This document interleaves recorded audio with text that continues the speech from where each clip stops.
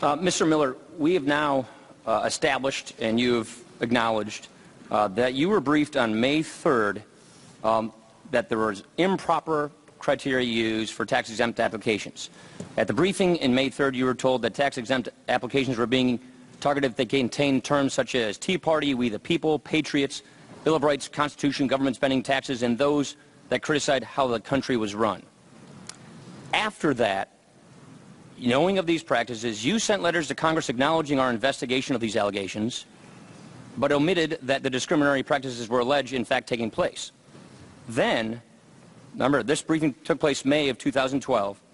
Then you came here to a subcommittee hearing on this issue on July 25th, where we were investigating the discriminatory filters used to hold up the 501c4 applications of groups. Specifically, you were told that these conservative groups felt like they were being harassed, and you were asked this question, quote, what kind of letter or action is taking place at this time that you are aware of? And then knowing full well that these filters were being used to target certain groups, you said, and I quote, I am aware that some 200 501c4 applications fell into this category, the determination letter process. We did group these organizations together to ensure consistency, to ensure quality. We continue to work those cases, close quote. That was your answer to this committee after you had received the briefing that these targeting was occurring, which you just earlier acknowledged was outrageous. Now, the law governing how you must respond to congressional inquiries requires you to tell not only the truth, but to tell the whole truth. You, quote, cannot conceal or cover up by any trick, scheme, or device a material fact. How was that not misleading this committee? You knew the targeting was taking place.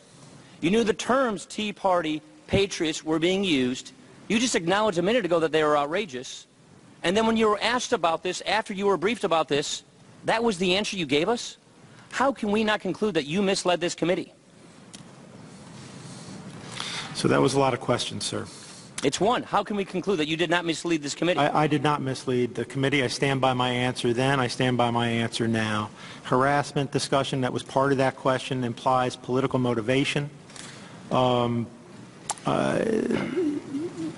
is a discussion going on. There is no political motivation. Let me ask it again. May I answer the question, sir? I'm going to help you, give you some clarity here. Here's the question you were asked. What kind of letter or action is being taken place at this time that you are aware of?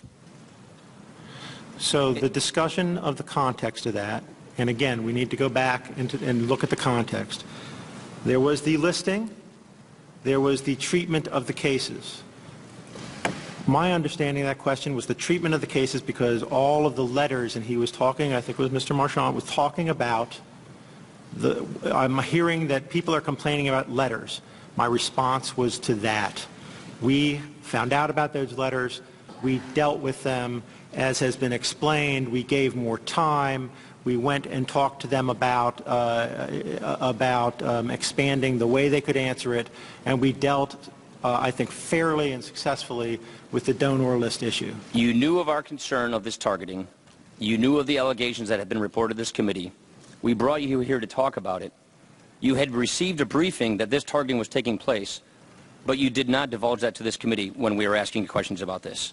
You said in your answer that you were aware some 200 501c4 applications fell into this, quote, category. We did these groupings together to ensure consistency, to ensure quality. We continue to work those cases. You didn't mention targeting based on ideology. You didn't mention targeting based on buzzwords like Tea Party or Patriots or 9/12. You knew that, but you didn't mention this to the committee. Do you not think that that's a very incomplete answer? I answered the question truthfully. All right. Let me ask you one more question. You just gave us a list the other day of approved tax-exempt applications for advocacy organizations through 2009 May. We don't know how long these applications sat or how long it took to process them. Just from Mr. Rango's questioning and from earlier testimony, the IRS was doing this because they were concerned about political activities by nonprofits. That's the debate that seems to be taking place here. Some of these that were approved were Chattanooga Organized for Action, the Progressive Leadership Alliance, and the Progressive USA. if you were concerned about political activity, did you have targeting lists that contain words like progressive or organizing in their names? So let me, let's step back again and let me walk you through the process. We centralized cases based on political activity evidenced in the file. We took a shortcut on some of it, but we collected, to be blunt, more than Tea Party cases. Mr. George's own report says there were no progressive 70 or organizing words that were used for targeting. Is that correct? That's correct. We collected more people because any time it was seen that political activity was part of the file, it went into... Time has expired. Mr. McDermott's recognized.